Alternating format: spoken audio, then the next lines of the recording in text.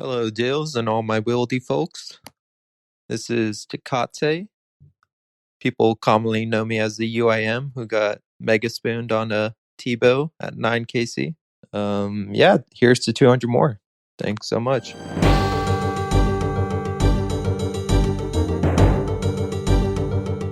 So hot in here. One second. I'm gonna take my pants off. Welcome to episode 206 of the Wilderness Podcast. I am Dills, and today, back from dirt biking. This is so exciting. Heartless, you're here. Yeah, the 2.5 week dirt bike trip finally returned. Stranded out in the dunes. Yep. In the Canadian. Did you have a good time? It was in the Canadian mountains, but yeah. No, it was fun. It was. Are you a big dirt biker? I used to be when I was in high school. I wanted to get into road biking, and my dad wouldn't let me unless I learned how to ride in the dirt first, which is a pretty good tactic because it's a lot lower risk than making mistakes on the road. True. So we ended up getting some bikes, and I rode for about 3 years. And then I bought a road bike and rode that for a while. I had an aunt and uncle who were super into dirt biking, and the way they always made it feel that the dirt bike community is very separated depending on what brand of dirt bike you had. Is that, can you confirm or deny if that's true? To be honest, I only really went with my dad, so I didn't get too into the scene. We didn't have other friends who dirt biked, so I can't really say to that. But I definitely know people have very strong connections with their branded machines, whether it's Honda, Suzuki, Kawasaki. Yeah. My uncle always said we're a Yamaha family, and I was like, oh, yeah. Okay, we are. Yeah, we are. And then, that's pretty much where my dirt biking experience ended. I mean, these days they're probably all pretty reliable, I would say. But yeah, maybe a while ago when the manufacturing wasn't as consistent, then I could see it being pretty different. Oh boy. Anyways, RuneScape though, it's been a week. It has been one hell of a week. First things first, we got a new quest released this week, Beneath Cursed Sands, which is the precursor to Raids 3. So this is set in the desert, and we actually got to see what the outside of Raids 3 looks like. And I guess spoiler alert, it looks pretty friggin' awesome. So that's very exciting. And on the opposite side of the spectrum and the opposite side of the world, we had the PvP blog. It went out, and then the aftermath of it was kind of posted. The results of the poll, I should say. And again, another spoiler, it didn't do very well. So that's going to be interesting to see what they do there. And we saw the Giants Foundry in action. We got a little bit of a let's play on one of the Q&A streams about how this Giants Foundry is going to play out. And yeah, we'll talk about it. We also got a Gielinor Gazette, which is basically just what people are working on. It's just a blog that comes out once a month that they started doing to give you kind of an insight of what the teams are all working on. Ever since the Jagex team got kind of separated in the sense that it used to be just one big team, but then the OSRS team started making sub teams within the OSRS team. So I think a lot of teams are separate from each other, and this kind of gives you an insight of what each team is working on. But anywho, that doesn't matter. What's new? What do you want to share on this episode? I don't think anything exciting has happened for me. Nothing, just the dirt biking. Yeah, on the weekends I've been doing quite a bit of necks, trio necks, which is a lot more fun than mass necks or even six mans. There's a little bit less room for error because if you make a mistake or die, then it kind of wipe. But it has been quite a lot of fun. So my friend God of Thunder and Noob Type have been going with me, and we did get 2 items. So we got a plate body and a helmet. Not bad. That's So I think we made like over 200 mil each in one weekend, and we only did like 2 nights of it. So god damn. Yeah, it's pretty nice. Like, do I love necks? No, but at least it makes it slightly more bearable. So yeah, we were kind of talking about it in the clan chat, because like Nex, a lot of people don't seem to like Nex, the boss that was released, the expansion to the God Wars. But one thing that seems to be pretty nice is that they have like a mass world, which is kind of chill. If you want to kill Nex, but you want to do it in a large enough group that you can kind of just turn your brain off and just kill it. Yeah, I mean, the chance of getting a unique in your name is pretty low, but anyways, it's possible to do. Whereas like the Nightmare, you can go to the Mask World as well to do the Nightmare of Ashiyama, but there's so many mechanics involved that you do have to pay more attention, and you could still get killed if you're not really focusing. Yeah, I just find that like regular Nightmare is worse than Next, but without a doubt. But Fasani's Nightmare is actually like kind of a fun fight and requires skill. And like, yeah, it's intense, but at least like it rewards you for being like not making mistakes. Whereas Next is just kind of dumps damage through you, and no matter what you do, like there are some mechanics, but it's pretty simple. When you say the Nightmare of Ashiyama is worse than Next, like in what way would you say it's worse? Just like the length of the fight, the rates of the items are tougher to get. The parasite phase, everything about Nightmare is just like super annoying. That's fair. That is fair. Yeah, it could be a bit of a slog. Anyways, it sucks when you. Yeah. Well, I have the motivation. I've been chipping away, and 3-mans have been pretty fun. So I keep going while I can. Great stuff. That sounds fun. Yeah. What about you? You done anything fun since I got back from the dunes? The dunes. Not a whole lot. Not a whole lot. I think I've probably been saying it every episode, but kind of just AFKing, skilling on my main and whatnot. I don't have too much time to play on the evenings, but every now and then I have some time. So I've been trying to do more Theater of Blood. I really want to get, I go through these like phases where I'm like really motivated to do something. Sometimes I'm really motivated to max. Sometimes I'm really motivated to just shred some PVM. So I'll do like a bunch of Theater of Blood, and then I don't feel like doing it anymore, and then I take a break for a few months, and then I come back and I forget everything apparently. But anyways, it's great fun. I do like raiding. I think it's a lot of fun. I think my only issue with Theater of Blood, especially, is that now that I have a baby, I don't always have time to sit down to play for like, here's half an hour to focus uninterrupted. That can be kind of hard to find in my day-to-day. But the part that's even a little bit more frustrating is when you hop on to do Theater of Blood, and then you need to spend 30 minutes finding other people to do it with you. Yeah, that's the bad part. Like 416 is the like theoretical answer to that, or we do raids. But we do raids can be a little bit dicey. You don't always get the best teams, and 416 you basically need. You can get decent teams, like especially in the week if you go with Venezuelans, but you really want like 300 plus KC. That seems to be the threshold where you get really good teams. I think the issue of like finding a party is like a common problem when it comes to raiding, and a lot of games just the way they skirt around that. You know, I'm playing Destiny 2, and you have like dedicated raid nights, which also is kind of annoying. I don't like dedicated raid nights because then it doesn't feel like, I don't know. It feels weird when you have to schedule it in your calendar. Okay, I'm raiding tonight. Yeah, I know what you mean. That is the bad part about it, because it's not like soloable or even doable in less than 3. Well, you could do it too, but you have to be kind of a gamer. Yeah. So it makes it challenging. I think it brings to like one of like Raids 3 is going to slightly answer this.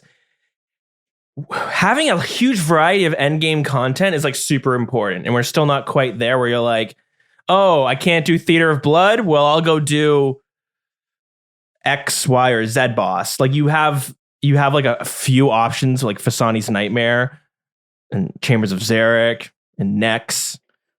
I mean, there's a lot of bosses in this game. Like there's actually a shit ton, but yeah, like the raids level bosses, there's not a lot. So yeah, when you want to actually like a high intensity fight, they certainly know what they know the mistakes of Tob, and I think they've already kind of addressed them with the invocations. So I'm really looking forward to it. You should be able to solo it reasonably and do it hard, like with teams, and get better rewards.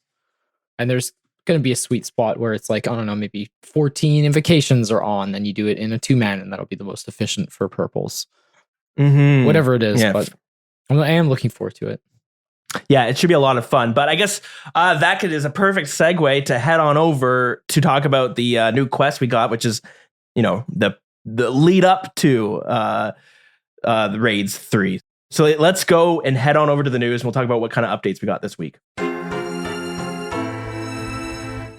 All right, so yeah, first things first, Beneath Cursed Sands. It is a master level quest, and it is delving into the is it a demigod, a mascot? And, learning more about the city of Menaphos and Sophonem and the quote unquote plague that is going on. And it's a pretty interesting quest. Have you had a chance to do the quest? Yep. Okay, great. Well, we'll get into it in a second. You need to complete Contact. So this is continuing the actual desert storyline. Yeah, completing it. Spoilers, if you don't want to know, skip ahead a minute. But you'll get access to the Tomb of Amascut when it is released. And then you also get a new weapon, which is the Karis Partisan. And you get a new headpiece, the Circlet of Water, which they pulled... I think we talked about it a lot. I talked about it last week and already came into the game. And then you get, of course, what's awesome, a nice, juicy 20,000 agility experience. 20,000 agility experience, which is, yeah, you love to see it. And, when I do these quests, I, like you, Heartless, I've been a spacebar warrior in the past, but sometimes I do regret it. And I've always been wondering, what is the story that I missed leading up to this quest? So I figured before we get into the actual quest itself, I'm going to go do a little solo monologue of what we've missed so far in the desert area and the quests leading up. And, between Sophonem, Menaphos, and Al-Kharad, all those cities itself. Often, I'm quite interested in the lore of what's going on in this world because I don't always know. We used to do a lore segment, but really it was an excuse for me to learn about lore, and then I would then tell you guys immediately after reading up and learning about it. And I figured I would do the same thing to learn a little bit about what's going on in this desert region of this game with this new quest taking place in it. We're not going to go right into what this quest is getting into, but maybe we'll do that when the new raids comes out. But let's get it. Let's take a look at what the hell is going on in this desert area. Like many of us, our first experience with getting into the desert was probably going to the city of Al-Kharad, which probably you got contracted by someone on the RuneScape forums to go mine a bunch of coal for their coal mining company, and they would buy it off of you for very cheap. You pretty much got scammed. But that was basically our first experience with the desert itself. That would be with this Al-Kharad. We're going to call it the Al-Kharad region because it is the northernmost part of the desert that is all controlled by the city of Al-Kharad. But as our curiosity would get the better of us when we were in our free-to-play days, we would see that just south of there was the Shanty Pass. And if we weren't getting locked up and sent to the Port Sarim prison, we're probably trying to sneak by the Shanty Pass to get into the area, to get into this wide open desert. Fortunately, we were free to play. We weren't able to. But this brings us to the second of 3 regions of the Kharidian Desert. So this second region, we're not even going to give it a name because it is just a wide open area of all that we're going to find are jackals, camels, probably some crocodiles, maybe not. But you'll find that even the settlements are just bandit camps or other camps of nomadic tribes. Now, the closest thing to a city is Polnavich, but even there, it's not just a regular old city. It's a city that has been divided and is kind of going through a civil war. You got a bunch of bandits to the northern part of it, a bandit faction, and then just south of it, you have these Menaphite boys, which are really the bigwigs of the desert. So the middle section is nothing more than just a open area of nomadic tribes and jackals. And there's probably a few other things in between. But when we go down to the southern part of the desert, that's really where the cool boys hang out. Being part of the south is really where things are prospering the most. And you have this faction, this group of people called the Menaphites. And these are like the hipsters of the desert because they are the only ones who can say, listen, we were living in the desert before it was cool, because they were one of the first people to even enter the world of Gielinor, which they came in during the Second Age. Second Age is basically like this baby boom that happened where people just started living in Gielinor. Before then, it was just like flowers and maybe some bunnies, and it was really peaceful. And then people came in and they started populating everything, and this was happening in the Second Age, and they were just like, we love living here, let's just keep reproducing more humans. And then what happens when a bunch of people live together?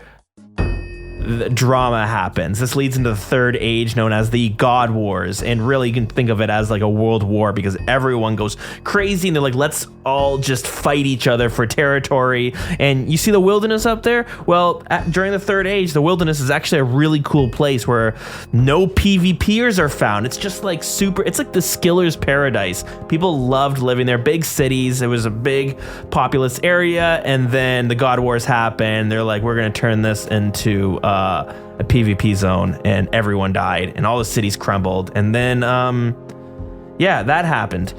But the Menophites were also, for most of the God Wars, they were basically saying, listen, we don't really want to fight because we're too cool for that. You know, the hipster mentality of the Menophites, they were like, listen, we live in these two twin cities called Menaphos and Sophonim, which are really just the same name, one spelled backwards. Which is the one that's spelled forwards? Well, probably the Menophites are, but they're like, listen, we live in these two twin cities. We're kind of too cool to get involved. Well, that lasted for about 3,000 years, because the last 1,000 years of the God Wars spanning 4,000 years long, they ended up getting dragged into the God Wars. And the reason these Menophites didn't really want to get involved, and it was kind of frustrating when they did get pulled into it, because they were like, listen, we don't even really worship you guys. We have our own pantheons, which we're going to even name them after us, because that's how cool we are. We're going to name them the Menophite pantheons. And these are just a group of demigods, which we get introduced to through different quests in the desert. And also this new quest and this new Raids 3, the Tomb of Amasket, is all revolving around these demigods, Amasket being one of the demigods there. So sadly what happened was the armies of Saradomin, the armies of Zamorak, they kind of end up bleeding into the desert, fighting for more land. And this drags the Menophites in, who a lot of them end up actually dying in here. And the city of Narda itself becomes almost a refugee camp of people fleeing these wars afterwards.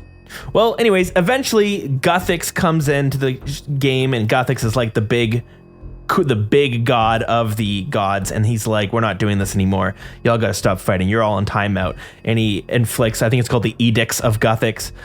Anyways, he puts these things that block the gods from entering the world of Gielinor, and the God Wars ends. So, while the Menophites lost a lot of people during the God Wars, they were like, well, listen, we actually built our cities right on the coastline of the Caridian Desert, with the river Elid running right through.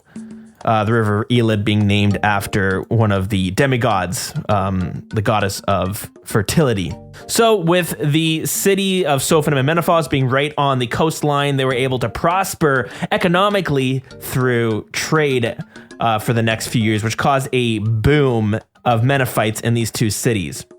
Eventually, they have their own God Wars that happens. They're like, hey, the Third Age is done. Here we are living in whatever age it is. And their demigods step in, and Amasket comes up, and he's like, you know what? I'm going to just spread some plagues on these Menophites. We're going to get them all kind of sick. And what happens is Menaphos is like, whoa, we're not having this. We're going to quarantine our city away from Sophonim because we don't want the plague to spread to us. So Sophonim's like, listen, we're still going to be open to the public. People can come in and go. Menaphos is like, hell nah, no one's coming into our city, and nobody is leaving our city until this whole plague shit is all over and done with. And that brings us to Beneath Cursed Sands, which is really digging more into this plague that is going on. And boom, there you have it. So really seems to be like three main factions within the desert. You have the Alcaridians, you have the Menophites, and you have a faction of, I guess, unallied nomadic tribes. And this goes with some for nomadic tribes in the middle section of it. Okay, let's get back into let's bring Heartless back on, and we'll get back into the podcast. Let me know what you guys think. Do you like this lore segment?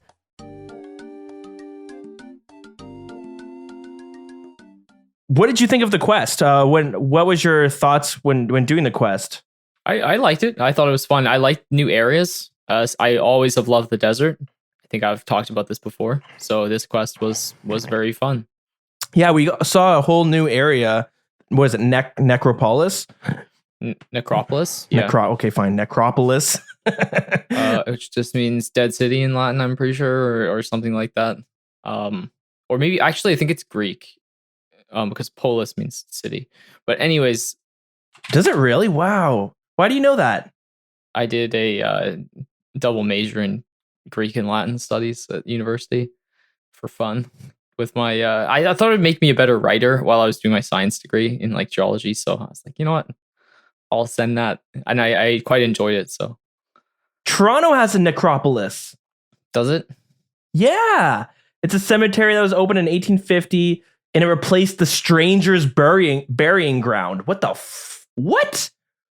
That's interesting. I should. Oh my god! It's a dead city, and I live near Toronto. Yeah, so it's like the opposite of the Acropolis, which would be like the highest point in the city, where like worship the gods or whatever. Oh, okay. So what does metropolis mean? It just means, I'm pretty sure it just means like large city or like groups of cities together. All right. Because like if you think of like the Toronto metropolis, it would be. Actually, I don't actually know. I can't remember what metropolis means. We'd have to look that one up, Dills. Yeah, so I didn't mean to grill you on ancient Greek. yeah, you're not going to grill me now. It's been like, 7 years since I graduated, so the rust is there for sure. So yeah, I did the quest earlier, and I did really like it. It was a lot of fun.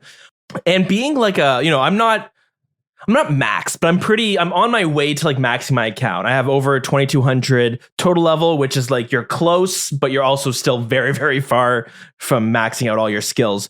But I'm at a point in the game where I can kind of kick my feet up, and I'm not feeling super pressured to like grind quickly. Like for me, it's like the grind's going to end one day, and I kind of like, as much as I want that to happen, I also don't want it to happen, because suddenly it's like, now what? I don't want to hit that wall of like, now what? I guess I'll do collection log.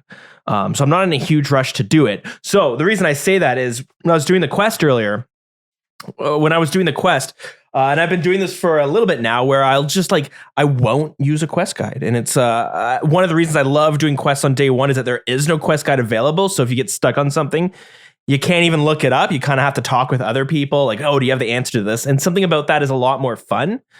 But I've been going out of my way to not look at the quest guides when doing the quest. And it does make it a lot of fun. There's puzzles in this quest that was actually super hard. You know, I had my pen and paper next to me, like trying to figure out these puzzles.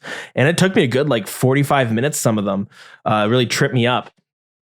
But it was a ton of fun. And one thing that really stood out to me in this quest was that you go into this dungeon area. There's not a whole lot of combat involved. There's combat at the beginning and like combat at the end, sort of. But what was really cool was as you're going through the dungeon, there's a bunch of obstacles you have to dodge, but it's not like the Brimhaven agility course where you just click and then a dice is rolled behind the screen to see if you succeeded or failed. It was like the Hollowed Sepulchre where you actually had to dodge these darts that were flying at you, which is both really fun, but also anytime you have to do like some sort of activity that requires you to path. Wait, you dodged? I just bolted right through him. I was low on food, so I couldn't. Oh, okay, fair enough. But yeah, it was tough. You get hit and you get stunned, and then you get hit for more if you weren't dodging them properly. But that sort of thing was a lot of fun, and it really made me like. I feel like we miss, like RuneScape is heavily inspired by Dungeons and Dragons, especially when it was in its inception. You can see a lot of that with like this weird like pseudo turn-based thing. I don't know if that was done on purpose, but it kind of works out that way. But one thing that I feel like it's always been kind of lacking was like these very involved dungeons that D&D has. Like I've just doing this quest and made me think like I feel like we have very little dungeons to explore within a quest. Most of the times dungeons are there and they're just like this area in the game that has monsters and you just go and kill them, or you go to do one specific thing, but there's not usually like an actual dungeon where there's like a mix of like these obstacles to dodge and maybe some puzzles that you see in some of the quests. Like usually it's very linear in a I don't know. Do you know what I'm talking about? Like, do you get the same feeling? Like, yeah, they did a good job with this one. They did a good job with this one. Yeah, it made me think that like, wow, there's like, it'd be cool to see more of this sort of stuff, or even like, yeah, Underground Pass, this huge sprawling dungeon that people hate because there's obstacle courses everywhere. But how cool would it be? I like that quest. I'm a weird one though, so it is a cool quest. I always found it interesting. And there's so many parts of that dungeon that like it's created around a quest, but multiple quests, and there's different rooms that you're constantly trying to go to explore for different quests in general. And, you know, you have a good mix of like monsters and like, I don't know, in D&D we'd call it like a skill testing, a skill check, I guess, which would be the agility obstacles. But I would like to see more, like more full on dungeons and not just like get to the end. There's a few monsters here. I don't know. Yeah, no, I liked it, but also the boss was quite challenging at the end of this quest. I thought it felt like a kind of medium level quest to me. You know, like getting you ready for the raid. I didn't think it was going to be that hard. And the fight was tricky, man. Like I didn't have a lot of supplies and I made it through, but I was like, you know, flicking my prayers at the end to like get around from the boss. The one at the end of the dungeon, like it had some cool moves for sure. Yeah, there were 3 fights, and each one wasn't super easy. Like you had to be kind of careful. And I love that they're making it harder, so you can't just pray. You know what I mean? Like the first fight I had, you pray it, and I think the mechanic is he hits you really friggin' hard when you pray a protection prayer. So like, if you're gonna pray a protection prayer, you're gonna get sliced up. So you keep them off. And yeah, at the end, that boss you fight is super hard. What's really cool is that he can sprint. It's like a mechanic from Nex where he runs on the exact same tile he's on. I think that's the way that mechanic works. Yeah, they've done a lot with all 3 of the bosses in this quest. They've done a lot better. Yeah, they're very cool. Yeah, I think I died once and had to teleport out of both of the other fights because I was like, oh fuck, I am not prepared for this. And yeah, that's I think that's overall the quest. It was fun. It was engaging. It didn't feel super long. Like one of my complaints with A Kingdom Divided was it felt really long, and I got kind of bored of just reading the dialogue on dialogue. And I think I like when a story. I don't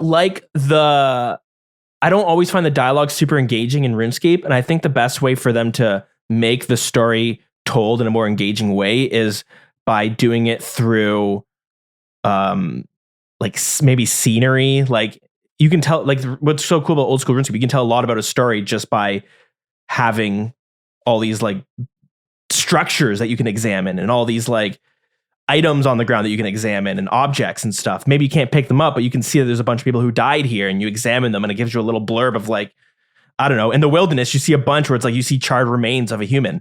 You're like, oh shit, what happened here? Some sort of dragon or something, I'm guessing. And then you find these giant dragon bones and you examine it. And then, so it kind of tells like a bit of a story through that. And I think that mixing it with the dialogue and maybe a little bit of cut scenes and even like the fights, we all love fights. It all can like wraps up to be a really cool way of telling a story.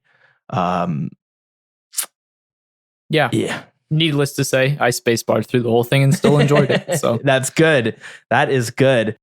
I also noticed there's a new location to kill dogs when you're Turiel skipping. So any of you guys out there, any of my Turiel skipping boys, yeah, you can kill the dogs next to Sophanum. And we got a new fairy ring, so if you can get to Sophanum way quicker, because there's a fairy ring just south of there. I like that. It's nice to have an option if you have yet to get a scepter, because it's always a pain in the ass getting to Sophanum. Yeah, and then finally we have to talk about, we saw the outside of the Tomb of Amasket, the raids 3, the third raid that we're going to be seeing. They tease that it might be coming out at the end of August. What were your initial thoughts when you saw the outside of this? Cool. It looks like a buried pyramid. Yeah, it's like this black pyramid, and the entrance has been caved in. And even at the end of the quest, you even have some citizens that you save, and they say, hey, we're going to help you out. I think they're like, we're going to start mining the entrance of this thing, and we'll have it done by the end of August kind of thing. But Yeah, the outside of the quest the outside of the raid looks awesome. It got me really hyped up. Yeah, if it comes at the end of August, I will be happy. But knowing their track record, could be later than that. Yeah, so don't could hold get your breath. delayed. And for something like this, I want it to be perfect. So as much as I'd be saddened for it to be delayed, that might be a necessary evil just to get this thing really, really nicely ready to roll on day one without any bugs. Like, how annoying would it be if everything got rolled back and they had to fix stuff? Yeah, it'd be bad. Yeah, it'd be annoying. So that's super exciting. Now, before we move on to the next piece, I was like kind of thinking, I was off daydreaming as I tend to do with this game.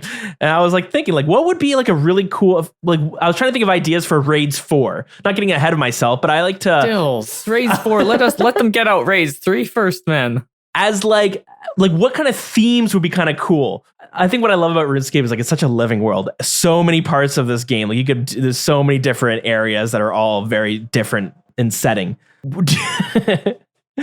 Let's say, okay, you get an email from Jagex and they're like, Heartless, we want you to pitch an area for Raids 4. You don't have to get into the depths of it, but if you could pitch an area for the 4th raid, where would you pitch it?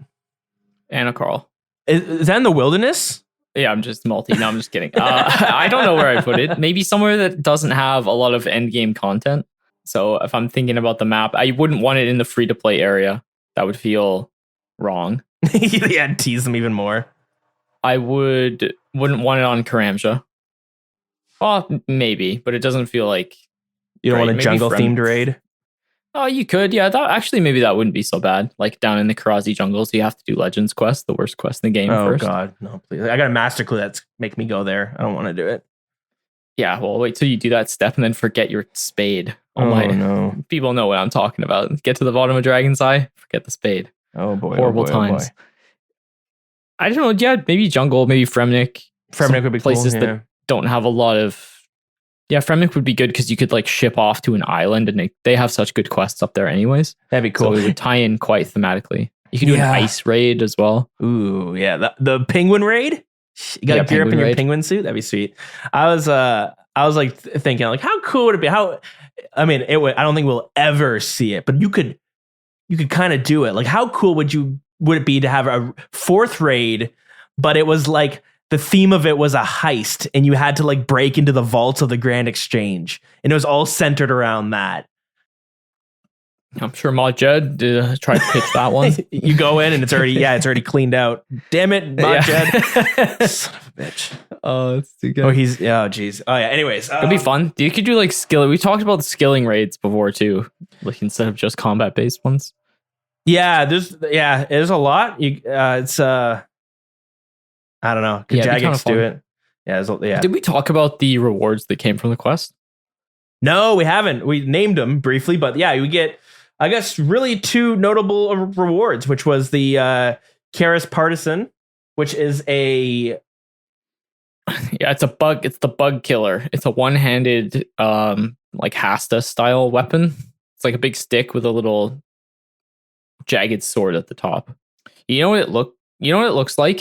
Have you ever like cut a tree before, like with one of those long poles and it has a clip on it? You pull the string to like snip the tree. Oh, it's like it's a saw on like a pole. Are we talking about like real life? Yeah, there's a saw on a pole, and then there's also like the little clip thing underneath. I don't know. It just reminds me of that for some reason. Oh, okay. Yeah, you know what? My neighbors, they have a walnut tree, and it's like leans into our yard. And at the end of the summer, the bastards, these walnuts rain down on us. Like it's actually crazy how it's actually terrifying. And we went and sawed like all their branches off. We didn't kill the tree. We made sure of it because I know there's a thing called tree law where if I were to saw these like limbs that were hanging in my yard and then I killed the tree, I could get sued for hundreds of thousands of dollars because not only do I get sued for like how much it costs for for a tree at that size, I have to pay for 70 years or 100 years of growth, however long it was growing. You can get really fucked by that. So, yeah, basically what I'm trying to say is it's dangerous for me to be outside. So I gotta stay inside and play RuneScape. Otherwise, like, I might get hit by all these freaking walnuts. They're terrifying though. yeah, anyways, so we saw it's a partisan, which is a type of polearm that was used in Europe in the 16th, 17th, and 18th century. And it's basically how it's pronounced officially is partisan. Well, I think it can be both partisan or partisan because it has the. Only you would bring up an alternate pronunciation. I'm just trying to, you know what? I'm trying to show people that there's different ways to pronounce words, and you know what? Maybe I'm just picking the alternate way of pronouncing it. I'm like Maybe sticking to do it the on purpose. authentic routes of the way to pronounce it. So That's the true conspiracy. Stills just does this to piss everyone off. I secretly go and I edit all the wiki pages to be like, maybe it can be pronounced this way too. Slowly changing. I'm evolving the English language, and sometimes other languages too. I don't even realize it. Yeah. So, anyways, a partisan, it consists of a spearhead mounted on a long shaft, which is usually wooden, with protrusions on the sides, which aid in parrying sword thrusts. Oh, it's very defensive too. Like a halberd. Wow, look at that. It quickly became obsolete with the arrival of practical firearms. That's kind of funny. Anyways, so yeah, that's what a partisan is. Cool. Yeah, it's a good weapon. So basically, if you're in like max melee killing Calphite Queen, it's slightly better than a bludgeon. Cool, that's good. As far as I know, I saw some initial DPS checks, but yeah. So with the new raid, it's going to be able to be upgraded even further. Yes, with the 3 sort of jewels, which should be pretty cool. Yeah, I like the idea. I hope it comes down to like you want one person on each different jewel, depending on what invocations you're using. That'd be pretty sweet. I really hope it doesn't turn out, you know how we are when we play this game, people figure out, well, just use this one, ignore the rest. But it would be very cool to see like varied styles for this partisan when you're going into this raid. I could see it being an integral part of the new raid though. Mm-hmm. Because it's going to have a lot of bugs or Calphites or those locusts in it. Yeah, it's pretty neat stuff. And then the second, we got the Circlet of Water, which was the only PvP item that passed in the poll blog. I love this is a PvP powerhouse right here, the Circlet of Water. So we're going to get into it, but the PvP poll blog went out. They had all PvP items, and they tacked in the Circlet of Water. Anyways, the poll blog results came out. Lots of things failed, but they were so sure that this item would pass that they already just put it in the game. They put it in the poll blog and they're like, fuck it, just add it to the quest. Who's going to vote no? Anyway, so we got it, and it's an untradeable helmet that acts like a water skin when worn. And you charge it with water runes, and 5 water runes will give you a water skin charge, a drinking water charge. It says each drink of water removes 1 charge. So yeah, you can use this in place of water skins. Great item. Where would you use this item right now, like today? So I would have used it when I was mining sand in the desert as an iron. Okay, yep. Yeah, that was pretty huge. I used to bring like 3 water skins and a rune pouch so that I could refill them with humidify. Oh, nice. So this will make that obsolete now. Perfect. Which is pretty nice. What else is there? Yeah, just like questing. I guess this would come from the final desert quest, so I'm not 100% sure where else you would use it. But it's just like a cool niche item to have in the game. I like it. Yeah, it's cool. It gives it, you know, it might not be useful now, but like with this, you can go, oh, well, maybe when like with this quest, we didn't really get to see anything about Menaphos except for we saw the Pharaoh that came and briefly talked to people. He's this guy that kind of like nobody really sees, and he kind of just like operates behind the scenes, and he's one of the most powerful people in the desert itself. So we did see him, but anyways, Menaphos is still blocked off. Like if you look on the map, it's still completely blank. And one day we'll see, you know, right now, like it's under quarantine. This is the lore. The Menaphos is in quarantine, so none of the citizens can leave, or none of them can nobody can go in, nobody can leave. Although some people can skirt around that. I wonder what that feels like, Dills. Yeah, you know what? Since COVID, Jagex has been really like, let's really focus in on some of these like plagues, or you know, with Nex they had the coughing mechanic. Even though I think that was a thing when Nex was first released, and then we have I guess it's just the 2. Anywho, so we know that people at Menaphos right now, they're stuck in quarantine, so they're playing a lot of RuneScape, basically. Playing a lot of RuneScape. Yeah, whereas people on Sophonim, they're not in lockdown anymore, and they're going outside, and their pale skin is easily burnt from the sun now because they haven't seen the sun in a few years, but it's all good. Yeah, so both items are sweet, and I'm happy they're in the game. The Partisan making the bludgeon even more useless on an Iron Man. Oh no. Because now you can do Calfight Queen without it, so. Poor bludgeon. That's okay. Maybe its spec will come in use one day. It's good if you're doing Nightmare, so it definitely has its uses. And the Pharaoh Scepter, this was a pretty big change, but they made it so that it can now hold more charges. So I think originally it was, 4 charges, if I'm not mistaken? The Pharaoh Scepter? Yeah, 4. Yeah, so now when you have 6 maybe. Maybe with the diaries done. But anyways, they've changed it completely. So the Pharaoh Scepter went from having, right now, this is the new update. It has 3 teleports when you don't have any diaries done. With easy done, it's 10 teleports. That's already significantly more than it used to be. Medium is 25, hard is 50, elite is 100. So I might actually get this item because I found it like somewhat useless, only having so little charges and needing to like do the pyramid plunder to get those items to charge it was kind of a pain in the ass. But that's a lot. So I wonder how this is going to affect the prices, if it will affect the prices. I think it was 8 charges before. I can't remember correctly, but that sounds about right. But yeah, there's Beneath Cursed Sands. And I think that's pretty much, that's pretty much it. Pretty good quest overall.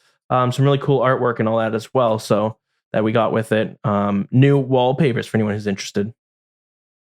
All right. So anyways, that's Beneath Cursed Sands. Let's move on to the next one, because this one was kind of, I was going to say, it was a bit of a doozy. So yeah, they released the PvP poll blogs, and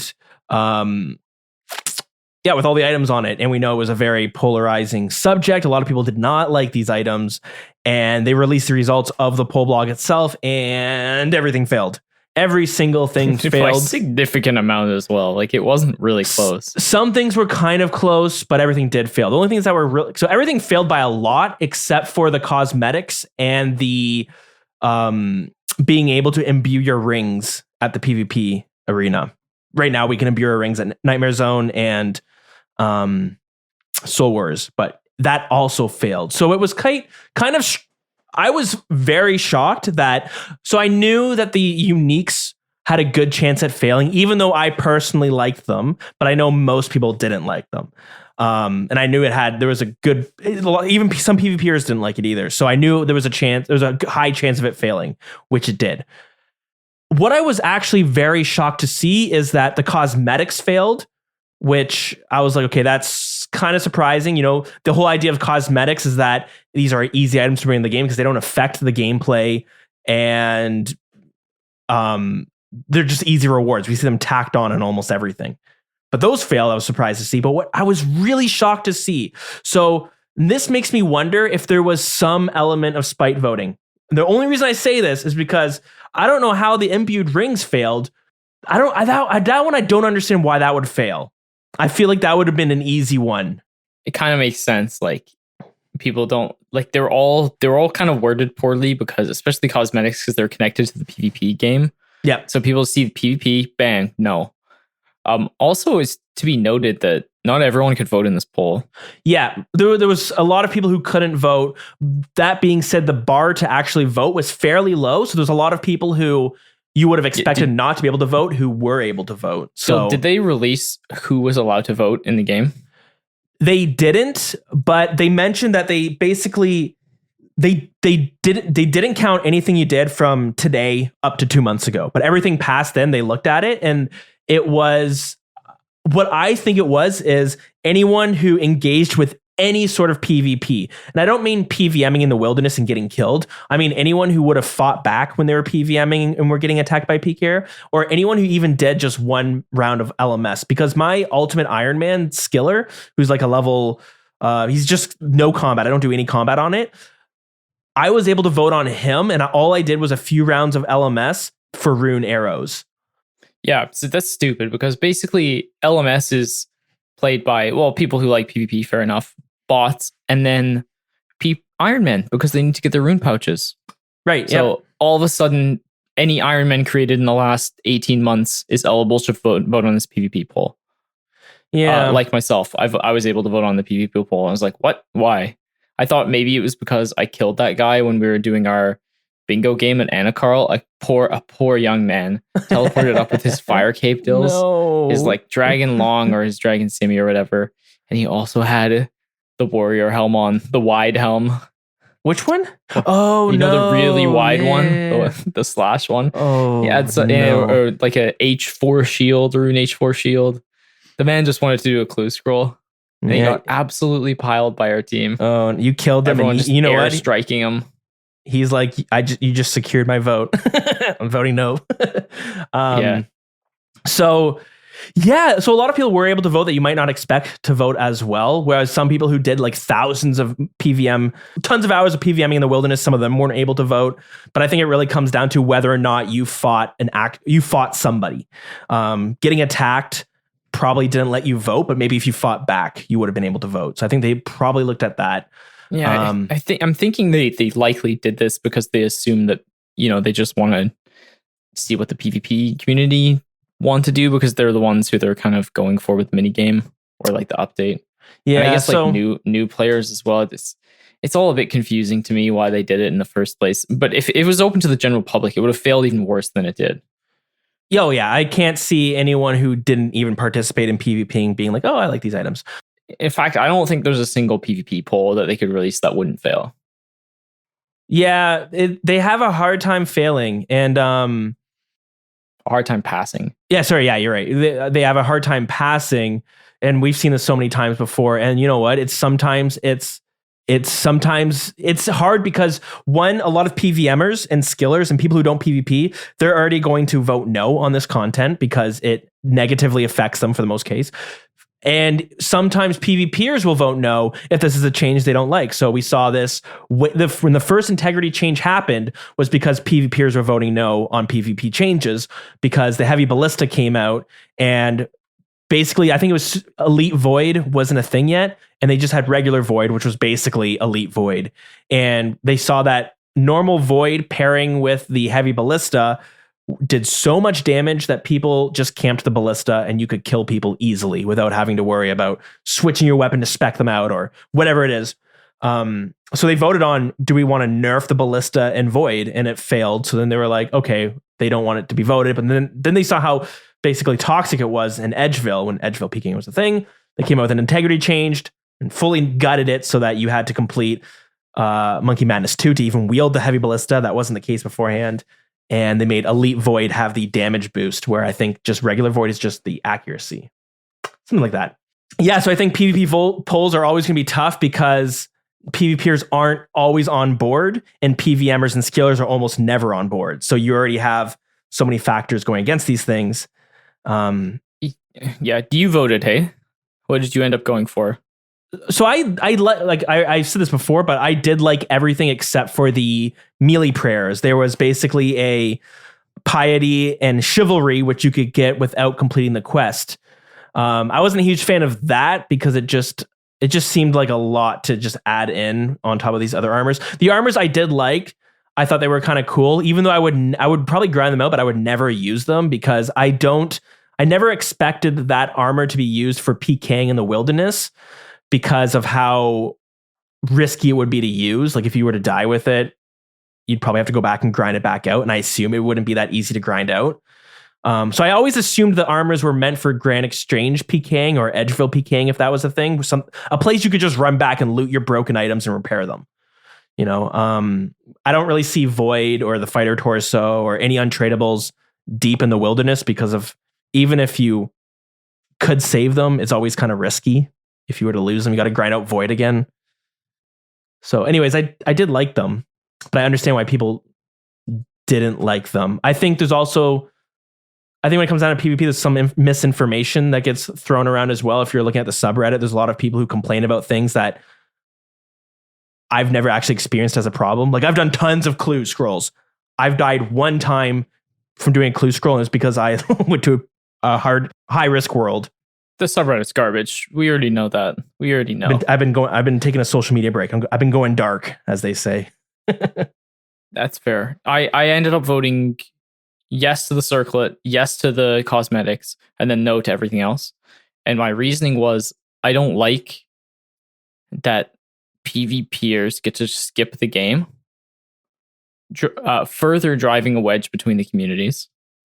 And I don't like the idea of this. I think just overall, I don't like this minigame idea. You don't like the whole minigame idea? No, and the reason is I think it's going to make if PvPers want the wilderness to be alive, that's their ultimate goals. They want the wilderness to be reasonably alive again. Then pushing everyone towards an even bigger LMS style thing is going to take even more people out of the wilderness, PvPers, PVMers. So it's going to become even more dead. So ultimately, that's why I voted no to everything. And then the other reason I voted no to everything is because I'm always curious to see what they're going to do. Just like, what would happen? Yeah, kind of like the reason, like I voted yes to Group Iron Man because they'd worked so hard on it. But I would have also equally voted no and not cared because I knew they'd put it into the game somehow, and I'd be curious how they would do it. You're the wild card. It's kind of like limit testing. Yeah, Heartless, you're the wild card. Have you seen that Always Sunny clip? No, It's like, I've never watched that show actually. okay, well, there's like 3 of them. They're all figuring out their roles when it comes to their little group dynamic, and one of them's like, "I'm the wild card," and he's like, "No, you don't want a wild card in a group because they're so unpredictable." And that's Heartless when it comes to pull blogs. You just flip a coin, and Yeah, unpredictable. damn, I gotta vote no on Raids 3. Shit. The armor looked sweet though. Like I give him that. It looked really, really cool. I think we're gonna see 2 or 3 more blogs of these items trying to be worked in. That's what we saw with Torva and Vesta. Yeah, those all failed when Rev Caves came out. My worry is that the PvP arena comes out and it becomes like a gold shop. Like, I don't know. They have to figure out something they can bring with this arena, and I hope they can figure it out. And I hope they have to figure it out without it being like too busted. Like Jagex is too inconsistent, and it worries me that like they can't figure out is anything good to bring with it. Because I do really like the arena. I am very excited for it. I can see the issue of it like pulling people away from the wilderness, which would make it even more dead. My hope is with the arena that the ELO system they put in, the ranking system, that it makes more PVMers and skillers and people who might be somewhat interested with PvP, but they also they're too, it's very high risk when you're trying to learn in the wilderness. You lose items. Nobody wants to learn and have to dump 10 mil into supplies. And last man standing can be frustrating to learn because you get paired up with like, you could be in the same match as the number 1 player and it doesn't matter. But my hope with the PvP arena is that you'd be matched with if you suck at PvP, you get matched with someone who equally sucks. And this can be a way for you to get better slowly but surely, and which maybe would bring more people into the wilderness. That would be my hope. But at the same time, if it pulled more people from the wilderness, maybe that would make more PVMers go in the wildy, knowing that you could go to Rev Caves longer without being at risk of being PK'd. Suddenly that becomes better GP, which hopefully brings, in a perfect world. Maybe I'm too, I have like rose tinted glasses on when I look at the future of the wilderness.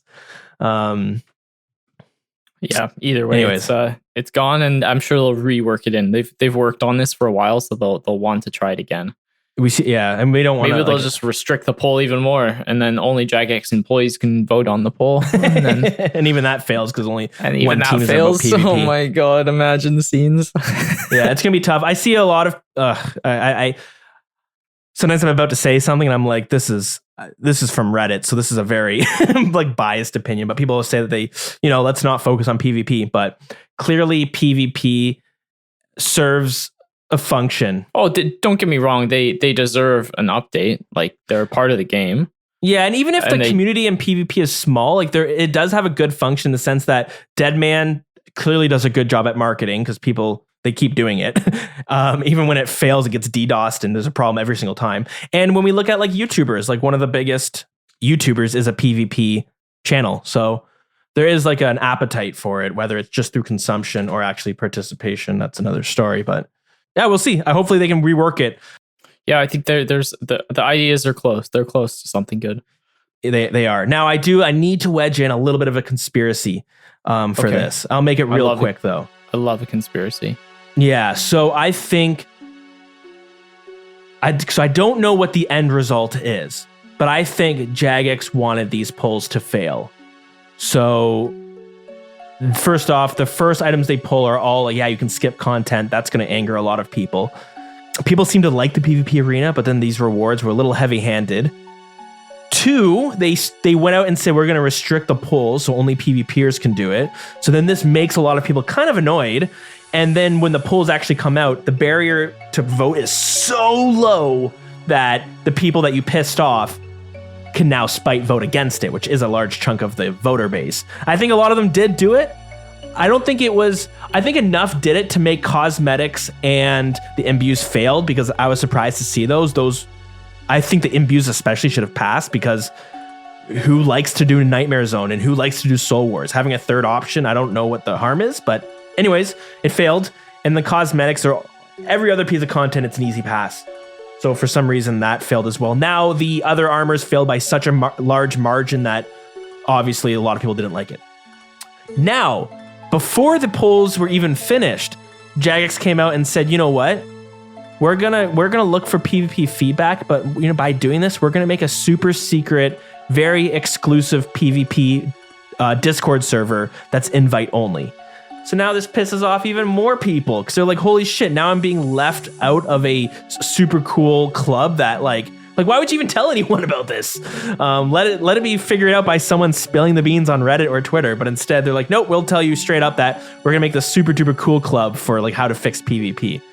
And that angers a bunch of people too. And it seems like why would you?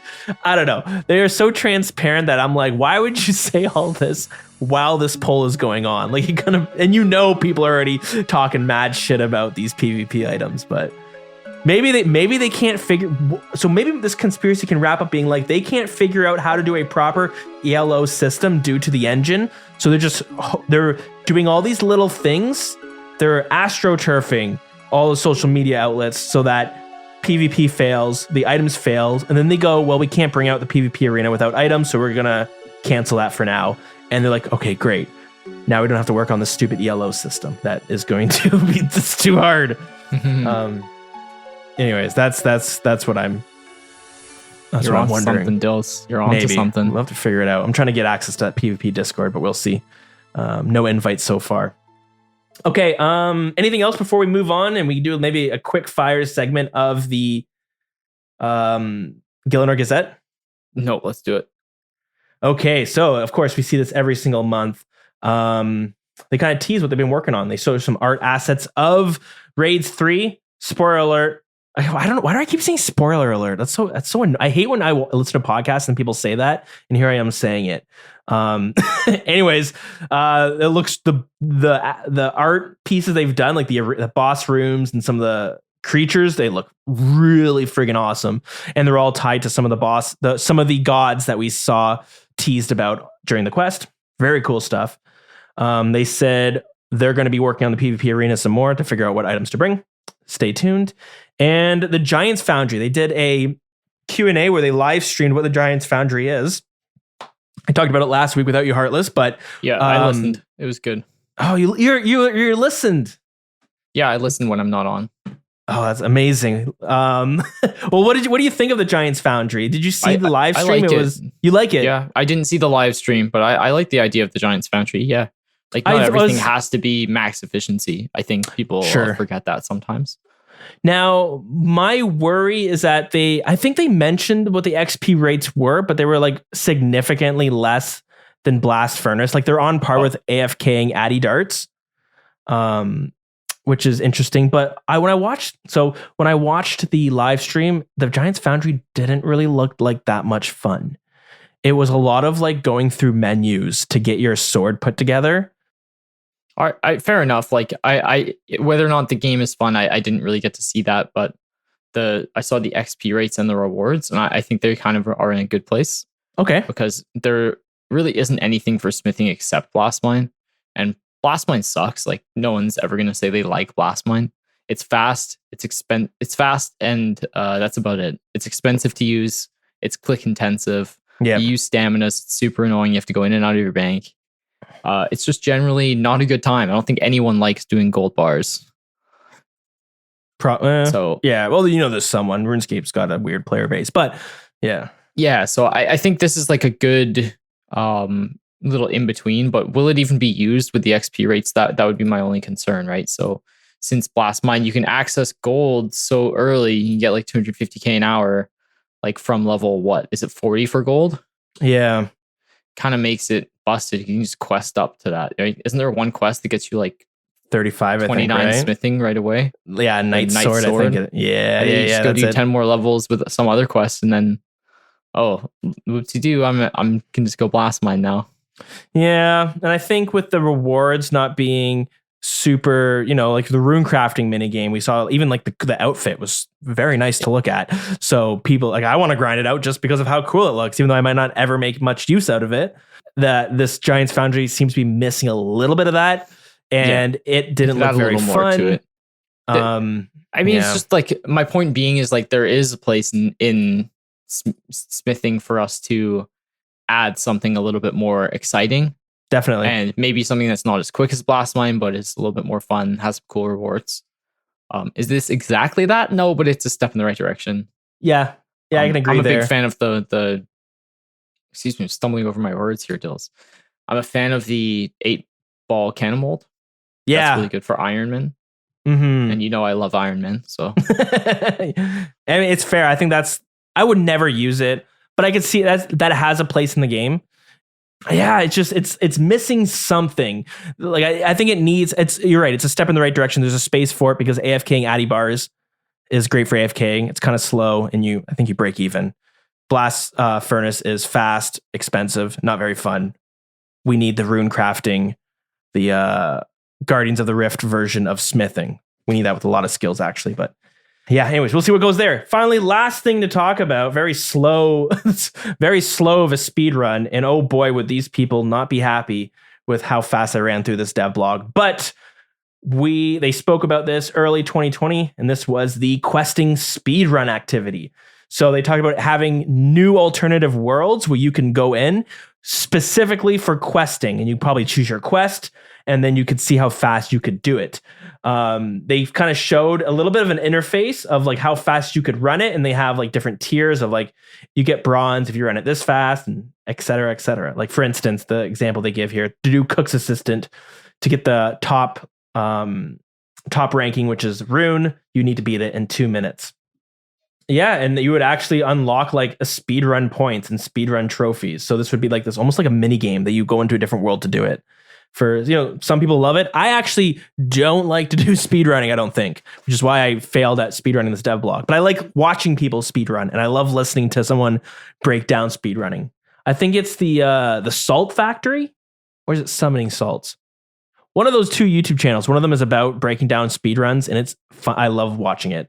What are your thoughts on a questing speedrun? I mean, yeah, why activity? Not? I like speedrunning. I think it's interesting. I don't personally do it, really, but it's a good way to keep content that you love very fresh. There's like a centralized speedrun, speedrun.com. And we actually, RuneScape does have some speedruns, which is, let's see. Tutorial Island, I think is Tutorial Island is one of them. Yeah, Tutorial Island, the fastest someone has done it is 2 minutes and 48 seconds. Only one person has done this fast. Wow, look at that. Must be multi-logging. Close to Tick Perfect or something. Yeah, interesting stuff. Yeah. Anyways, that is it for the news. Am I missing something? I don't think so. No. Okay, I'll take a quick break and we'll be right back. All right, we're taking a quick little break and heading on over to the Grand Exchange where we can talk about where you can support this show. That's right, we're talking about how you can support the show via Patreon or Buy Me a Coffee, or if you want to boost the server on Discord, that also is a way you can support the show, where we have broken free from the clutches of corporate America. I don't know if Manscaped wants us to keep sponsoring us. They haven't said anything. They've been ghosting me. It's pretty rude. Anyways, whatever, that's fine. But guys, yeah, if you want to support the show, head on over to patreon.com/thewildernesspodcast. And for our top tier supporters, you get a shout out every single episode. So thank you for supporting the show. Yay Fiber, Szechuan, Spleemo, Mallard, P Jackals, Strosity, and Yulfi Ferrick. Thank you guys so much for supporting the show. And thank you to everyone who supports the show. If Patreon's not your thing, you can head on over to buymeacoffee.com/dills, where you can do a one-time donation instead.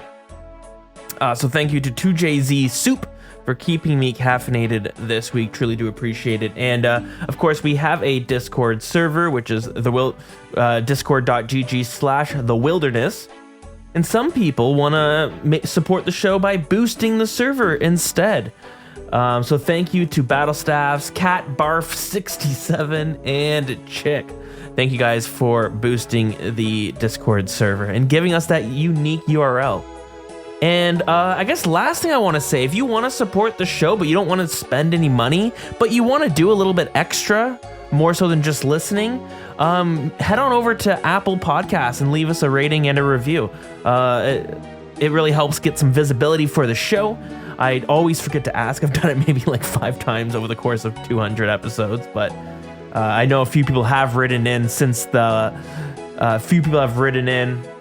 and it's I read every single review, and it's great to see. And honestly, some of it's even good feedback too. It's good for me to know. So if you want to do that, you can do that as well. Okay, short and sweet. Let's get back into the episode. Alrighty, we are back, and yes, we have some calls and some people who wrote in this week. So last week we started doing a question of the week, and last week I asked everyone, what is something you just like dislike or even hate about old school RuneScape?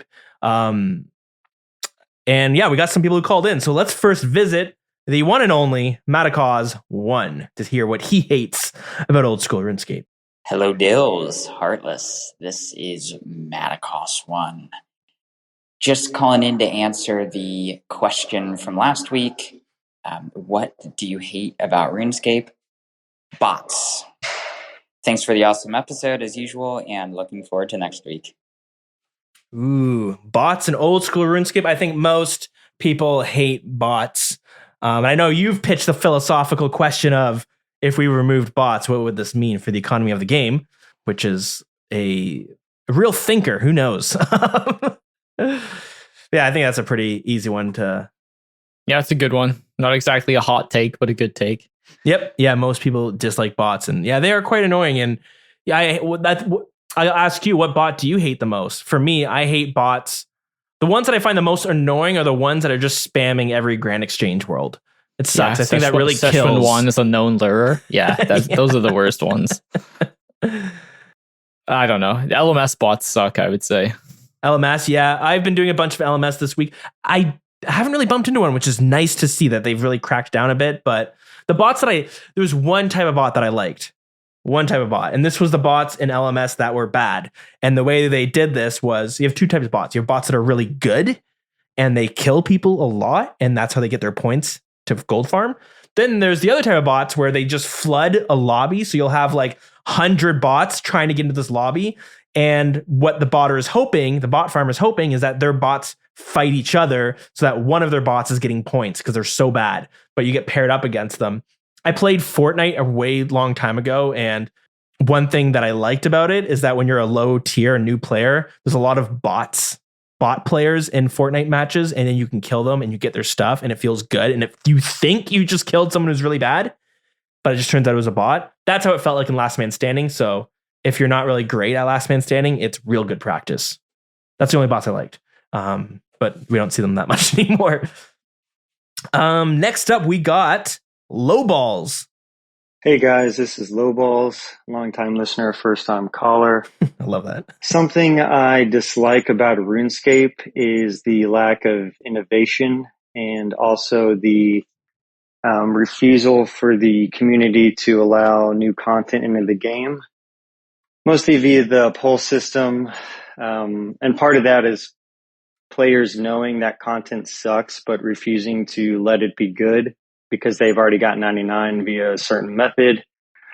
Something I'd really like to see is a revamp of magic elemental spells. For example, fire is always the strongest, but I'd like to see water or earth be used in certain situations, or something other than maybe just ancients always being the best. But again, the innovation needs to change. Maybe the polling system needs to be lowered down to 65% approval rate, or something else I've seen mentioned is a referendum system to where once content is passed, then the players can open up a poll to have content rescinded. But love to know your guys' thoughts. Love the podcast. Keep up the good work. Very interesting. It's the lack of innovation and the some of the player base preventing good. It's used a lot in skilling, not so much anymore actually, but back in like the early days, 2013 to 2015, you saw a lot of the high level skilling community that would be very annoyed whenever there was new skilling methods proposed, like especially if they were competitive experience rates. Yeah, I find skillers can be very gatekeepy, for sure, about their certain methods. Especially the ones that are like 200 mil, and they're like, "Well, I've already got 200 mil." Those are the ones that are very scary to me. I see where he's coming from with this for sure. Yeah, and the poll system is always, we've talked about it. It's like a double-edged sword. I've questioned the poll system myself, and I've said, like, you know, would we be better off without it? It's a hard one. And I don't know. It's hard to say. Like, do you trust Jagex enough now? I think overall, yes, I would, but it's also kind of what the game is based on, so it's pretty tough. It's tough to say. It is very tough. And like, part of me is like, do I trust them? Like a good 80 to 85%, I trust them. But then like, yeah, but you know, maybe they would like tweak content more, but they've been reluctant in the past to tweak content. Yeah. And when they've done it, people have like hated it, like Nex, for example. Right. You know, where they're like, oh, we released the content, and no. One thing that for you. One thing that I like about RuneScape 3 is that they have a team that's called the Ninja Team, and their job is to like go back and like sneak behind and like kind of fix like older updates, or like kind of bring them, give them new life. Maybe I'm mixing it up with another team, but like we have a lot of updates that like kind of just suck, like the Rogue's Den, that obstacle course. If you ever do it, you're like, this does not feel like it was made anytime soon. It is so outdated. There's so many parts of this game that are outdated, and I feel like could be brushed up to give it a new life. Certainly, right. Like a classic meme done one is just like the smithing skill in general. Right. Like, yeah. They're trying with this like mini game, but it really needs like a full revamp. Yeah, it does, because like, I mean, RuneScape 3 did it, but they made it so like, okay, you wear rune armor at 40 defense, then you should be able to make rune armor at 40 smithing. That's kind of what they did. It's a big job. It is a big job, but I can agree with him to some parts, especially with some of the skills that just like really suck. They definitely they need some love. But once again, skillers are like very, like you said, they like their methods, you know? Yeah, it's gotten a lot better in recent days. Like these years now, we see like these skilling updates, like the Guardians of the Rift. I've seen people complain about it, but it is much less than I used to. I feel like their voices are just overwhelmed by players who want the change. Because runecrafting sucked before this. Like, yeah, Zaya Bloods were chill, but they were slow as hell. And this makes it so much better.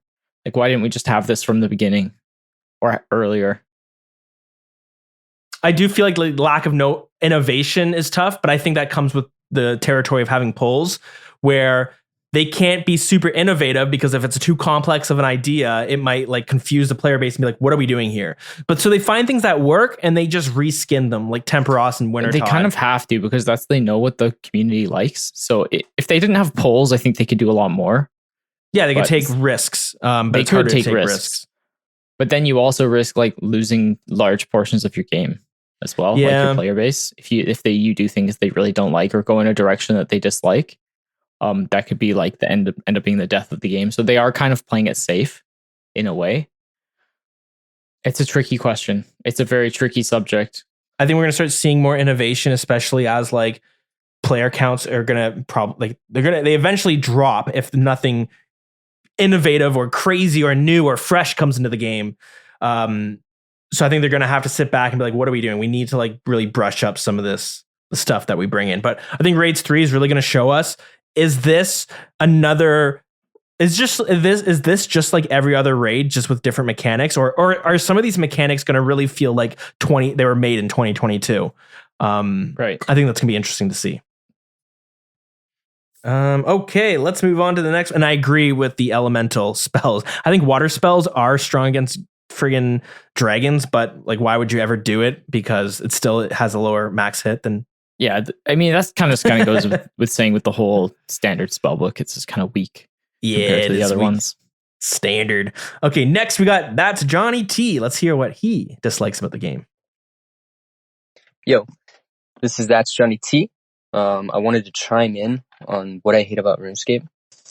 Dude, Dills, the Destiny 2, I bought the Witch Queen DLC. It's great. I played about like 15% of it and just stopped. I think you're right. There is no carrot, which sucks because I think it's a well-made game. Anyways, what I hate about RuneScape, I think it's the public chat. It used to be so good. Like, it used to be so organic. People actually talked, you know what I mean? And now it's kind of dead. I don't know if it's because of, the times or, obviously we have the clan chat, which is great too. Maybe that's why it's like so dead now. It's because everyone's just talking in the clan chat, which I'm sure it is. But, another thing is I hate how like divided the community is between the JMods and the corporate. It's like, I almost want you to do like interviews with JMods to find out like what's really going on. Like what we see on Reddit sometimes it's hard to believe, or some of the facts actually get kind of like skewed. But I'd be interested in seeing like a format that you take with that where you can actually get some like real information out of them and just like maybe try to connect the community a little bit more. Anyways, man, thanks, dude. It's a nice thought, but it's kind of impossible to get the JMods to talk about their employers in a poor light. You gotta get Mod Matt or ex Mod Matt K. He's so like unfiltered. Yeah, you have to have the former JMods on. Yeah, and the ones that like long enough that they've been gone long enough that you can like their contract is like maybe done. They can talk about. I don't know if that's actually true. They probably can never talk about some of the stuff that was going on behind the scenes. But you shake them down. What's going on at Jagex HQ? It's like Area 51. Tell us what's going on back there. Who designed the friggin' Theater of Blood quest? Who did that? Yeah, it'd be very, very interesting. As far as the first one goes with the public chat is like, yeah, because the clan chat is where all you hang out with all your friends. You don't. Yeah. Sometimes I actually make friends with like quite a lot of new people, just chatting to them wherever, like telling them that I have a sweet account, or like, oh, what, it looks like you went really dry on this, or you got lucky with this. Like, especially irons, I talk to them a lot, or even just mains. So it's definitely still out there if you're looking for it. You just have to be friendly. You gotta go to Winter Todd. That's where it happens. You also have to remember this game is not full of 10 and 12-year-olds anymore and 8-year-olds. It's full of mostly 25 to 30-year-olds. 30-year-olds who act like 12-year-olds, yeah. Who are still playing their childhood game, so...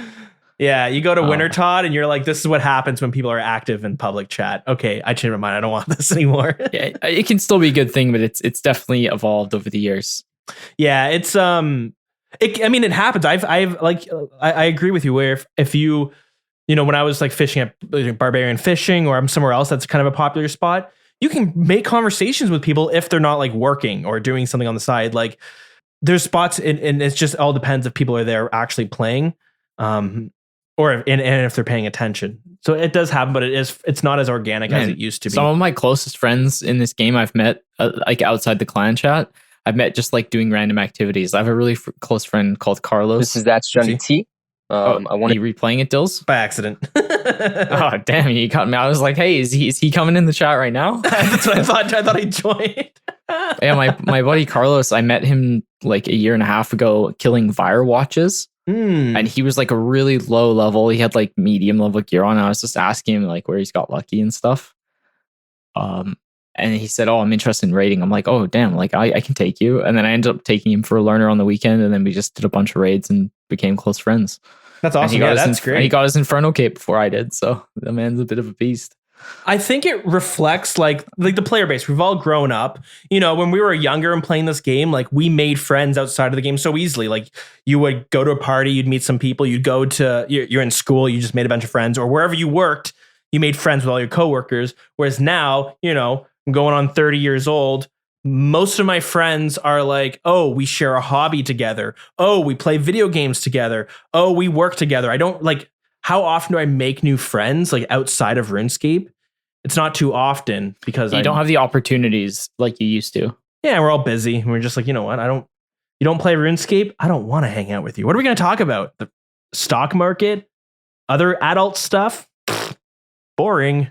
I want to talk about like pension plans and the gas prices. I see. You know? So yeah, maybe that's we're all just getting older. All right, we got one more caller, which is Mr. Misty Skills. Let's hear what he dislikes about the game. Hey, Dills, it's Henry, or Misty Skills, or Mystic Monkey, or whatever. My least favorite part about RuneScape is that the overwhelming majority of players play this game with a mindset of efficiency. I guess we call it Efficientscape, which is not in and of itself a problem, but I just feel like RuneScape for me is a break from my life, which can be efficient at times. And playing with that mindset makes it feel like you're not content with where you are now. You're not content with the state of the game you're playing now, so you're trying to be as efficient as possible to get to the next part of the game. But once you get to that next part of the game, you're still not going to be content, and you're just going to go harder and double down on efficiency to get to the next stage, and then you're not going to be content. And I just feel like it's this vicious cycle where I don't know, you could be a mid-game player, but maybe you're okay with that and you can still have fun doing things, and it doesn't all have to be about efficiency to get to the end game. All right, what do you think about that? I do think that it's like we used to see, I think we saw it a lot more, but now it's kind of splitting off a bit in that some people are very efficient, some people are okay with being less than efficient, but most people do tend to look at efficiency, which is why we break everything down to like XP per hour, gold per hour, or like how long will it take me to do this, even if this thing is highly RNG based. Right. So I see where Misty's coming from, but I think it's a reflection of your personality. So efficient players tend to just like care more about those kind of things, or like playing games more competitively. Like me, I love being efficient to a degree. And I really like doing the best methods when I can. I don't always, but I enjoy doing it. It's just because that's how I like to play the game. A lot of people like to interact with it that way. And I think it's hard as a casual player when you see others interacting with the game like that, not to compare yourself to them. So I think that's where maybe a bit of that comes from. What he's saying about like getting to the next stage of the game like that too. Like, oh, you want to efficiently do these quests. Like, yeah, I kind of agree with that one. Like, you kind of just want to enjoy the game, especially when you're new. Just take it at your own pace. But if you want to ramp up and get into sort of taking it a little more seriously, or like really liking it, you want to get better at certain things, then there's nothing wrong with taking things, being more efficient, or trying to go down that path. I mean, no one's really forcing you to. You can interact with the game however you want.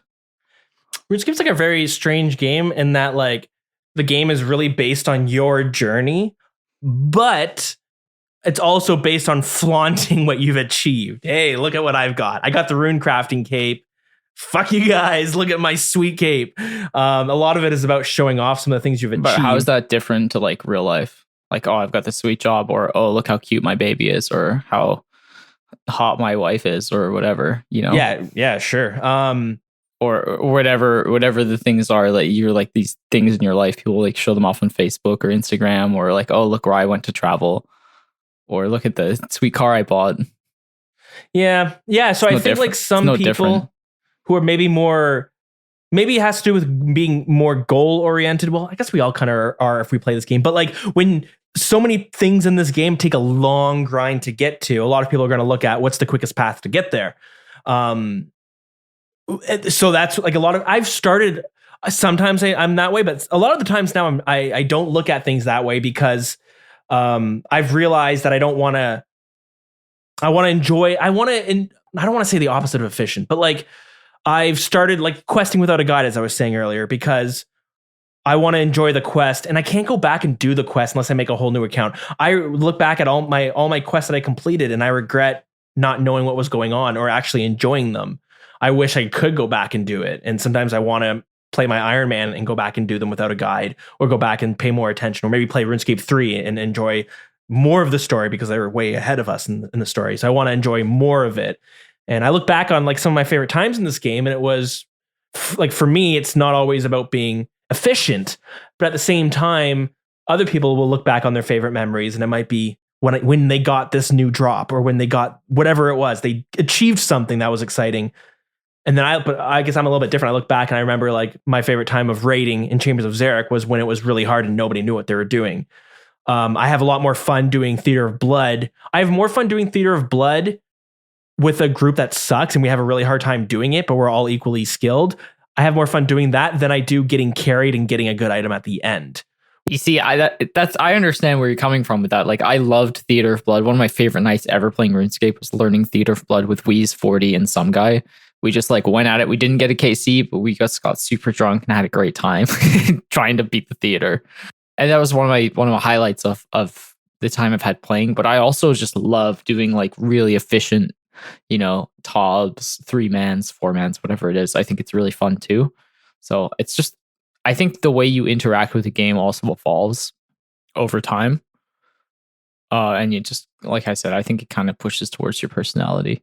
Yeah, I think that makes total sense. I would say I think the way you do it, 100% okay. The way I do it, 100% okay. The one part that's like not, the one part that's not maybe 100% okay is like if you're forcing yourself to do something and you're not really enjoying it.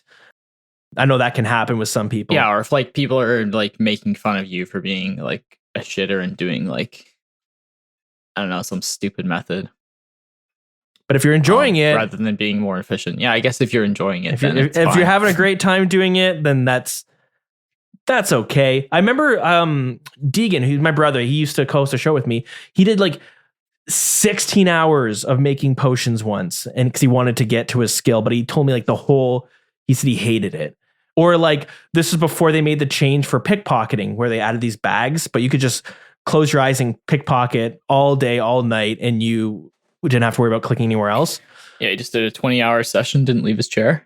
He feels like I forced himself to do it because he wanted to get it before the new change happened.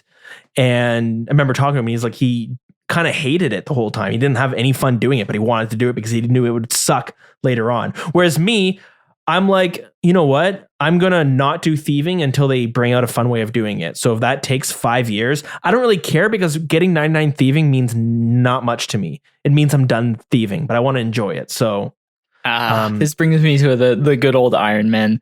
Sometimes there's things you have to do on an Iron Dills that you don't want to do, but they basically need to be done. Oh, yeah. Okay. What's your first thing you think of? Well, there's many things. My friend Weeznaw in the clan Weez, he's got an Iron Man like basically similar to mine, like a super end game with lots of items. And we kind of came up together over the last 2.5-3 years. Like our irons were at sort of the same pace most of the time. So we talk to each other pretty much every day about like, oh, this method, that method. He's also like efficient. He treats the game similar to me, like similar play styles. Mm-hmm. So we kind of talk about methods, and I'm like, I remember one day going to him and being like, dude, I have like 60 smithing and I need to get like 80 or 85 and I don't want to buy gold. He's like, has to be done. So ever since, it's basically been our saying is has to be done. And there's just certain grinds that you just have to do even though they suck on an iron. But it unlocks like later game stuff. So you don't hate it because it's like working towards the goal. Like Shamans, getting that Dragon Warhammer is one. I think these days Corrupted Gauntlet, a lot of people like it. I do love Corrupted Gauntlet, but a lot of people dislike it. It's tough. And I think that like, yeah, it sounds like there are a lot of things that Iron Man do. I know a lot of Iron Man who quit because they can't get the Dragon Warhammer and stuff. For me, my gut, I don't play an Iron Man, but my gut is to be like, well, why don't you just play an Iron Man where the Dragon Warhammer doesn't exist on your account? You can never just like restricts everything you can do. Like I have all these huge plans that I want to do eventually. Like I always have. I've had like these long-term goals. Mm-hmm. And whenever I come across a short or medium-term goal that sucks, I'm like, well, yeah, this kind of sucks, but all the things I want to do on my account, this will just unlock them. So it just has to be done. And I just kind of get it done. Yeah. I think you need some strong mental for it for sure. I think to like sum all this up is like part of the beauty of RuneScape is like there is not really a right and wrong way to do it. There could be. Heartless, you have probably make a list of these are the right ways to do it, and these are the wrong ways. I can make the same I wouldn't list. say right and wrong. I would say like these are the most efficient, and these are less efficient ways. I wouldn't say like right and wrong necessarily. I guess what I mean, like if we both had to write down what's the right way and the wrong way of doing X skill, our list would look completely different. And I think that's like what's really cool about RuneScape is that like you have all these different, everyone plays this game a little bit differently. Some people play it way differently than we would play it. You know, PvPers and Iron Man are going to play the game completely different. Pure skillers and Ultimate Iron Man are going to play this game completely different. And I think that's what's really cool about this game. And I think that's what keeps this game alive too. That's why we see so many like YouTube channels of like Snowflake accounts and people playing the game this way or that way. You don't really get that with other games. I've been playing Destiny 2. You don't see people watch me play Destiny 2. People don't care. They want to watch you PvP really well or do some raiding really well. They don't want to watch you play the game where I only use shotguns. Nobody cares about that. But in RuneScape, you do care. It's fun to watch. I think that's one of the reasons I think UIM looks so sweet is you have to do a lot of planning. And you have to decide, which path you're going to take. And it's all like completely unique. Like a lot of Ironmen kind of do similar paths, but UIMs, especially earlier into the mid game, there's a lot of different things you can choose to do. And there's not a lot of room for maneuvering sometimes because of your equipment and your inventory. Do you drop all these things that you're like, a perfect example, I was playing my skiller UIM and I was doing some agility and now I'm like, do I buy full graceful so I can hide it in my bank? I have all these tokens that are just taking up a spot, but I don't want to do agility anymore, but I kind of have to, you know what I mean? You have to plan like, what are you going to do with this now taking up inventory spot? Do you grind out all your agility outfit or do you bite the bullet, eat up one inventory slot and go pivot to do something else just because? Yeah, I don't know, whatever it is, because you want it to. It's on your list. Anyways, it's something to think about. Some fun stuff. The beauty of RuneScape. Okay, so that was the question of the week. What is this episode 206's question going to be? Heartless, do you have one? I have one in the back of my head, but if you've got one. No, you go for it. All right. I guess let's hear what's your favorite and what's your least favorite quest and why? My first thought for my favorite quest, there's a lot. Dragon Slayer 2 is probably going to be one of my favorite quests because of how well it was. There's one scene in particular where you're on the boats and the boats all crash and the dragons come. That scene with the music on still gives me goosebumps to this day. Really friggin' awesome. I love that part of the quest. And then the other quest that I always liked was, what's that quest where it's by the lumber yard in Varrock. It's that crack in the ground. Oh, the one where you have to take the goblin all around? No, it's near Varrock, and there's a woman outside, and her son fell into this crack, and you have to go save him. And you go down into it, and then you're like in the mind of the kid, and he's got corrupted by this. As I'm talking about, I'm scrolling through. Hopefully, I can. What do they call it in like politics, where someone just keeps talking for so long that just to waste time? I don't know. But anyways, I love that quest. You go down and you get these different weapons. A Soul's Bane. That's what it is. A Soul's Bane. One. Yeah, and you get the different weapons. You can hit over 100 and you're killing this thing. You have to go to the Room of Madness and the Room of Chaos or whatever. And it's like this quest of where you're in the mind of like some child, I believe, and you're killing all these things. He's been corrupted. And he gets like murdered at the end and stuff. You end up killing the kid. But it's either that or he ended up being a tortured soul. So it's like, do you keep him alive? But he's like forever being tortured. Oh, it's insane. I remember being a kid being like, what the? You literally, I just baked a cake for the Duke. And now I'm here in the mind of a child who is going to be dead at the end of this. What the hell? And then my least favorite is maybe Rat Catchers, because I hate any quest where it's like the docks on Monkey Madness 2. I hated that. I hate anything where it's like you have to sneak by people. Yeah, the timing mini games. I hate those. Flipendo. Oh man. There was I talked about that last time. I don't mind timing mini games because of my childhood games. Yeah. Like Harry Potter. For me, I think Sheep Shearer is my least favorite. Sheep Shearer or Sheep Herder? Sheep Sheep herder. Okay, The that one where one you have to sucks. stab the sheep into the pen. The Uh-huh. mechanics of the sheep are just the worst. And my favorite is obviously like the big ones like Dragon Slayer. But if you go for like a more maybe a more hipster pick, Anacra's Lament is a favorite of mine. It's a desert one. Is that with the cats? No, that's A Tale of Two Cats. It's the one near the mine where like you're helping this dude and he turns out to be evil and like working for. Is that the Zeros or slave something. pens? No, it's like the one with the god that's a camel and he's like evil or whatever. But it's cool. He's like trying to ask you to help and stuff. It turns out he's evil. Like you find out through the flashbacks. That's interesting. Cool. There's not a lot to it. It's mostly like flashbacks and you like collecting a few things, but it seems like there's potential for more story there. So I quite liked it. Yeah, interesting. That is pretty cool. Yeah, some of these quests, they're really good. Other quests. Filibuster. That was the word I was looking for. Filibuster. You just talk and you're rambling. Anyways, so that's the question of the week. We had somebody write in to submit an achievement they got. They shared in the Discord as well. They completed. We had X-Ax who submitted. They did 1 medium clue scroll and they got like so lucky in this 2 ranger boots from it. Duplicate ranger boots on your very first medium clue scroll. So we submitted that in to share that. See that. Yeah, that is crazy. How much are boots They're going like for? 45 mil these days. Yeah, 45 mil. And he says he's giving away his second one to his friend. I love giving back to the community. He's a normal, you're not even a group Iron Man. I would keep that. It's 50 mil. I mean, you could buy with 50 mil. You could buy 50 million like spades and you buy a lot of crazy stuff. Would it insta-kicked him if I was in the chat during that? No, I'm just kidding. No, that's cool, very man. nice. That's nice. It's a nice little 90 mil clue for your first one. Do your clue scrolls. That's what they say. Yep. And then we had Mr. Hoyt sent in a little questionnaire, and his was, what's better, Tome of Fire or Tome of Water? what do you think if Jagex would allow you to hide your helmet and or cape cosmetically? It's something that's very popular in other RPG MMOs. Like, again, Destiny allows you to do this, and I think World of Warcraft allows you to do this, where you can have your helmet hidden, but you have all the stats still. And I think cape is another one.